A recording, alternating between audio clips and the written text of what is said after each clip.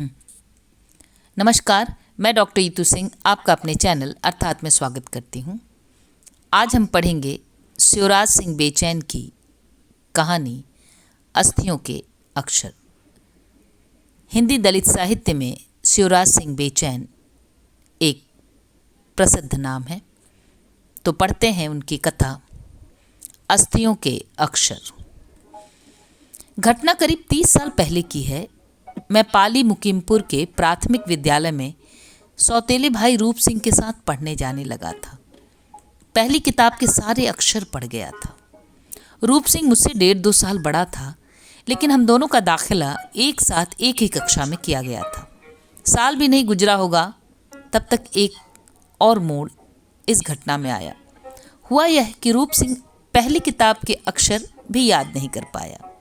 School में उसका ध्यान पढ़ाई से ज़्यादा स्कूल की बाहरी चीज़ों में रहता।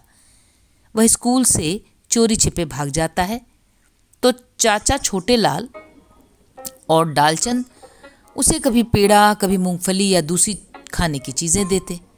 मास्टर ने मारा है इमली नहीं लिख पाने के कारण के जुर्म में, तो वे उसे प्यार से घर ही रोक लेते थे। मैं स्कूल में ही रहता, कभी भी क्लास छोड़कर नहीं भागता था। इमला हो या जोड़ घटाना, मैं सब सीखने की कोशिश करता था। रूप सिंह का स्कूल से उखड़ते जाना और मेरे जमे रहने का अंजाम मेरे लिए भी अच्छा नहीं हुआ। अध्यापक महोदय गांव के स्थानीय व्यक्ति थे। पिता भिखारी लाल और उनके भाइयों को व्यक्तिगत रूप से जानते थे। रास्ते से गुजरते हुए भिखारी लाल द्वारा यह पूछे जाने पर कि माँ साहब, हमारे बालक कैसे चल रहे हैं, के जवाब में उन्होंने स्पष्टतया कहा, सुनो भाई भिखारी लाल, सच्ची बात तो यह है कि तुम्हारा ये लड़का तो पढ़ाई में कोई रुचि नहीं लेता और न ही मेहनत करता है। 6-7 महीने में उसे पूरे अक्षर तक याद नहीं हो पाए हैं। वह स्कूल से ज़्यादा समय गायब रहता है। शिक्षक की यह रिपोर्ट सुनकर भिखारी लाल के तीनों भाई बहुत चिंतित हुए। उन दिनों मेरी माँ भिखारी लाल की दूसरी पत्नी के रूप में थी और छोटे लाल और डालचंद कुंवारे थे। इनमें छोटे लाल तो आजीवन कुंवारे ही रहे। उस दिन मास्टर जी के बयान ने घर में हालत खराब कर दिए। तीनों भाइयों को खाने पीने की चिंता से ज़्यादा इस बात की चिंता ने झटका दिया कि उनका रूप सिंह पढ़ने में कमज़ोर है। उनका इरादा उसे पढ़ा लिखाकर बड़ा आदमी बनाने का था, लेकिन मुझे तो वे इसलिए पढ़ने भेजते थे कि उसको अकेले पढ़ाएंगे तो गांव बस्ती के लोग कहेंगे कि अपने सगे को तो पढ़ा रहे हैं, सौतेले को नहीं पढ़ा रहे। उन दिनों हमारे लिए घास खोदने या खेतों में से फसल के समय थोड़ा बहुत अन्न बीन लाने का काम कर होता था। हम किसी भारी काम के लायक नहीं थे। भिखारी लाल अब धर्म संकट में फंस गए। जिसे पढ़ाना चाहते हैं वह मास्टर की नज़र में न पढ़ने वाला है, और जिसे दिखावे के लिए सामाजिक दबाव से बचने के लिए स्कूल भेजते हैं वह ठीक ठाक है। वे तीनों भाई मिलकर मास्टर साहब के पास गए। बोले, साहब ये कैसे हो सकता है कि बड़ा न पढ़े और छोटा पढ़े। मास्टर जी ने समझाया, आपका बड़ा लड़का बुद्धि से बड़ा नहीं है, उम्र से बड़ा है। वह पढ़ भी सकता है। दोनों को एक ही क्लास में चला पाना संभव नहीं है। तुम स्कूल भेजते रहना चाहते हो तो शौक से भेजो, पर अगली कक्षा में स्वराज ही जाएगा, रूप सिंह नहीं। यह सुनकर तीनों भाई घर आए और रूप सिंह के भविष्य को लेकर चिंतित होने लगे। भिखारी लाल और माँ में अक्सर झगड़ा होता रहता था। वे पति पत्नी थे, एक दूसरे की जरूरत और मजबूरी में, किंतु उनके स्वभाव में कोई मेल नहीं था। सप्ताह में 6 दिन उनमें आपस में झगड़ा जरूर होता और भरण पोषण करने वाला तथा घर का मालिक पुरुष होने के नाते वह माँ को मारता। उस दिन वह बुदबुदा रहा था, ससुरी को ये कलेक्टर बनेगो, मास्टर की हुनिशा में ससुरो तेज है, सारे शब्द याद कर लिए। भिखारी जिद्दी और गंदी गालियां देने वाला नंबर 1 आदमी था। उस जैसी गंदी जुबान के आदमी मैंने कम ही देखे हैं।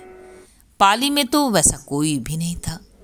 उस दिन वह बहाने बनाकर माँ को गरिया रहा था, ऐसा लड़का ले आई जो मेरे लड़के से ज़्यादा होशियार है। मेरा तेरा का फ़र्क वह बहुत ज़्यादा करता था। हम सब उसे दादा कहते थे। पाली में बाप को दादा ही कहा जाता है, लेकिन वह था आधुनिक शहरी अर्थ में भी दादा ही। उसकी दादागिरी माँ पर ही खासकर चलती थी और वह दादागिरी चला भी रहा था। छोड़ो, आज से कोई पढ़ने वढ़ने की जरूरत नहीं, ला छोटू किताबें ला, इन दोनों को डल्ला, तू मुई पट्टी दे। और तीनों भाइयों ने मिलकर एक योजना को कार्य रूप दिया। सिलौटी को उठाकर पट्टियां चौखट पर रखकर एक एक कर तोड़ी गईं और थैले से किताबें निकालकर जब फाड़ना चाहा तो माँ ने लपक कर झटके से किताबें छीन ली। तब भिखारी ने उछलकर माँ की छाती पर एक लात जमा दी और वह चौखाने चित्त गिर पड़ी। मिट्टी के तेल की डिब्बी चूल्हे की दीवार पर रखी थी। भिखारी ने उसे उड़ेल कर उसे माचिस की तीली दिखा दी। किताबें जल उठी। बाद में पट्टियों ने भी आग पकड़ ली। अड़ोस पड़ोस की महिलाएं जमा हो गईं। माँ के रोने के शोर ने मोहल्ले भर में खबर कर दी, परंतु वह साबित कर रहा था कि उसने कोई गलत काम नहीं किया। उसने केवल सौतेले बेटे की किताब पट्टी नहीं जलाई, बल्कि अपने सगे बेटे की भी जलाई है। अड़ोस पड़ोस में कोई उसका विरोध करने नहीं आया, किंतु माँ चीख चीख कर बता रही थी, जो काले पेट का आदमी है, जा को बेटा फेल है, रो तो मेरे न पड़ जाए, जा मारे दारी जार ने किताबें जरायूं। भिखरिया बंदे याद रखिए, ये स्वराज जरूर पड़ेगो और तेरे रूपा तू कितनों जल मर ये ना पढ़ पाओगो। दोनों एक दूसरे के बेटे के अकल्याण की भविष्यवाणियां करने लगे। बस्ती के कुछ लोगों को बुरा लगा कि नहीं पढ़ना था और नहीं पढ़ाना था तो नहीं पढ़ाता, मगर किताबें पट्टियां चूल्हे में रखकर जला देना कहाँ की समझदारी है। पर यह है ही बुरा आदमी कहकर लोग अपने अपने घर चले गए। 2-3 दिन तक मुझे अक्षरों के दर्शन नहीं हुए। बस्ती के 2-3 और लड़के मेरे साथ के थे। मैं लुक छिप कर उनकी किताब में बने क से कबूतर, ख से खरगोश और ग से गधा पढ़ाता। 100 तक गिनती याद थी, परंतु भिखारी को यह भी बुरा लगा जब उसे पता चला कि मैं दूसरों के घर जाकर बच्चों से पूछता हूँ। मैं हर दिन यह जुगाड़ देख रहा था कि कहीं से 4-6 आना पैसे हाथ लगे तो मैं एक किताब खरीद लूँ और उसे किसी साथी के घर में छिपा कर रख दूँ। लटुरिया और बादशाह नामक दोनों भाई मेरे लंगोटिया यार थे। इनकी माँ के पास मैं मार पीट के डर से छिपा करता था। कई बार तो रात में भी वहीं सो जाता था। बिस्तर पर सोते में पेशाब निकल जाना मेरी बड़ी समस्या थी। लटुरे के पास सोते हुए मेरा पेशाब निकल गया था, परंतु उसकी माँ बड़ी उदार और लगाव रखने वाली थी। उसने मुझे कोई सज़ा नहीं दी थी। समय चल रहा था। उन दिनों दिवाली के आसपास पाली में जुआ बहुत खेला जाता था। भिखारी लाल का छोटा भाई डालचंद छोटी मोटी चोरी करने, जुआ खेलने और कुश्तियां लड़ने के कारण लोगों पर दबाव बनाए हुए था। वह एक भैंस का लोटा भर दूध पीता था। उतने ही दूध में बाकी 6-7 सदस्यों का परिवार चलता। सभी साथ रहते थे। संयुक्त परिवार में छोटे लाल बेहद मेहनती व्यक्ति थे। कोलू के बैल की तरह जुटे रहना ही उनकी नियति थी। उन दिनों वे गांव के बाहर खैर में बीपी मौर्य, आजकल कांग्रेस में मशहूर दलित नेता, के चमड़े के कारखाने में 70-80 रुपये महीने पर नौकरी कर घर बेचते थे और भिखारी लाल मुर्दा मवेशी उठाने, रंगे चमड़े से मुंडा, जूते, जूतियाँ, नारे सारे बनाने का काम करते थे। वे फसल पर किसानों को नारे सारे चमड़े की वस्तुएं बांटते और गेहूं मक्का इकट्ठा करते थे। मैं जब स्कूल से रोक लिया गया था तो मुर्दा पशु खींचने, कचरा आदि उठाने और खेतों में से अन्न बटोरने के काम में लग गया था। मेरी बहन और माँ भी हर फसल पर काम पर जाती। चमारियों के झुंड का झुंड उन दिनों काम पर जाते, किंतु डालचंद शरीर को कष्ट देने वाला काम प्राय नहीं करता था। वह चोरी भी नियमित नहीं कर पाता था। हाँ, वह आटे के गुल्ले बनाकर भैंस बैलों को जहर भी दे देता था, जिससे आमदनी ज़्यादा होती थी। मारे गए पशु का मांस भी ज़्यादा आता जाता और उसकी चर्बी कनस्तर भरकर अतरौली कसाई के पास पहुंच जाती। जमीन या अन्य उत्पादन का कोई साधन पाली के चमारों पर न तब था, न 30 साल बाद आज है। न तब वहाँ शिक्षा थी, न अब है। डालचंद उन दिनों धुन से जुआ खेल रहा था। दिवाली से एक दिन पहले उसकी जीत हुई थी। इससे वह बहुत खुश था और वह मिठाई लेकर आने वाला था। मैं घर में घुसा। खूंटी पर डालचंद का कुर्ता टंगा था। मैंने आगे बढ़कर इधर उधर देखते हुए चोरी की शैली में जेब टटोलना शुरू किया। लटकी हुई जेबों में कुछ न था, किंतु सीने पर गुप्त जेब बनी थी, उसमें नोट भरे हुए थे। मैंने नोटों की गड्डी को सहज से निकाला और उसमें 1 का नोट ढूंढा। 1 रुपया लेकर बाकी रुपये पूर्वत जेब में रखकर किवाड़ बंद कर मैं बाहर निकल गया। माँ उस समय घर में नहीं थी। घर में घुसते निकलते रुपया चुराते मुझे किसी ने नहीं देखा था। इसकी खुशी में जल्दी से पैंट बाजार से निकल बनियों की दुकान की ओर चला गया। इतने सारे रुपयों में से 1 रुपया चुराया है। चाचा को पता भी नहीं होगा कितने रुपए उसके जेब में हैं, और पता भी होगा तो जीते हुए रुपये में से 1 रुपया की परवाह वह क्या करेगा। ऐसे सवाल मेरे जहन में उस वक्त उठ रहे थे पेंट से आगे बनियों की 6-7 दुकान क्रमशः एक के बाद एक है। मैं बीच की दुकान पर पहुंचा और कहा, लाला जी मेरे चाचा आपको पैसे देंगे तो वही खरीद लेंगे। तू काहे आयो है? किताबें पतो करवी को, कहकर मैं दुकान से नीचे उतरा कर जिधर से चाचा छोटेलाल आ रहे थे उसी ओर को लौट आया और श्रीनिवास की कोठी के सामने और शास्त्री जी के मकान के पीछे चल रही पतली नाली में मैंने वह डिब्बी फेंक दी। मेरा अनुमान था कि वह मुझे बाद में मिल जाएगी और आगे बढ़ गया। छोटेलाल उन दिनों भाइयों के व्यक्तित्व में अपवाद थे। उन्होंने गलती पर हम बच्चों को कभी नहीं मारा और वे डांट फटकार भी शाब्दिक ही रखते थे। इस कारण उनके पास जाते डर नहीं लगता था। मैं जैसे उनके पास गया, उन्होंने पकड़कर मेरी जेबें, पजामा, कच्छा और नाले की जगह देखी और पूछा, तो रुपया लाया? ना तो दुकान पे का कर गए हुए? किताब पूछने? वे तसल्ली के लिए दुकान पर गए। लाला ने कुछ पूछने से पहले ही कहा, छोटेलाल बिना पैसे के बालकों को क्यों बहोनी के वक्त भेजकर दुकानदारी खराब करते हो? चाचा ने तुरंत मेरा हाथ पकड़ा और घर की ओर वापस हुए। चलते चलते वे बता रहे थे, डल्ला को 1 रुपये काऊ ने जेब में से निकाल लो था, से हुआ ने घर में उद्यम करी रखो है। तेरी माँ पर बेमतलब ही शक करी रहे हो है। वहाँ ने जब से घर में आई है घर की हालत सुधर गई है। ये डल्ला पागल कहाँ समझता है ये सब बातें। वे बोलते जा रहे थे। घर से रुपया चुरा कर जाने और दुकान पर किताब की तलाश करते घूमने की प्रक्रिया और फिर छोटेलाल चाचा के साथ घर लौटने में आधा पौन घंटा ही तो लगी गया होगा। घर आम रास्ते से थोड़ा भीतर गली में था। उससे पहले केवल एक घर था। आम रास्ते पर पिता भिखारी लाल की जूतियां बनाने की दुकान थी। उन दिनों कई घरों में जूतियां बनाई जाती थी और पेंट के दिन सब लोग लाइन से उन्हें पेंट में पेश करते थे। उस दिन वे बाहर बैठे नई जूतियां तैयार कर रहे थे। जब मैं रुपया चुरा कर गया था उन्हें काम करते छोड़ गया था। चाचा के साथ लौटा तो देखा मेरी माँ कसाई द्वारा काटी जा रही गाय को की तरह जोर जोर से चीख रही थी। माँ की चीख मुझे बहुत दूर से सुनाई पड़ गई थी। मैं दौड़कर माँ के पास पहुंचा। तब गलियारे में पड़ी माँ करा रही थी। उसकी कमर पर भिखारी लाल ने पहला वार फर है, वह लकड़ी जिस पर चमड़ा काटा जाता है, से किया था। उसके बाद डालचंद ने माँ की शरीर पर लाठियां बरसाई थी। सिर बचाकर सारा शरीर डल्ला ने तोड़ दिया था। माँ चीखते कराहते बेहोश हो गई। बीरबल बाबा की घरवाली ने मुंह में पानी डाला। पूरी बस्ती के चमार और रास्ते के गुजरने वाले जाट, बनिए, वामन सब एक जमा हो गए थे। डल्ला तू राक्षस है? भिखारिया, तूने तो अपनी बहू को मारी ही, डल्ला से क्यों पिटवाया? अरे साहब, ससुर की या को खाने की कमी ना आई। हम 3 भाई कमा के या को पेट भरते हैं, या की औलाद को जिमावत है। तो या निकम्मी ने 1 रुपये पे नियत दिगाली, मांग लेती तो जरूरत थी तो। डल्ला विजय योद्धा की मुद्रा में चारपाई पर तन कर बैठा था। वह पहलवान भी था और चोर जुआरी भी। उसका बस्ती भर पर आतंक था। ससुर ने 1 रुपया चुरा के अपनी आदत शुरू की है। अरे ससुरी, हम सारे बड़े से बड़े तुर्रम खां की जेब में से निकाल लाए, तूने हमारी जेब से हाथ डालो। मत उठाओ दादी को। छोटेलाल का दिल पसीज रहा था। डल्ला तेरो नाश होई गो।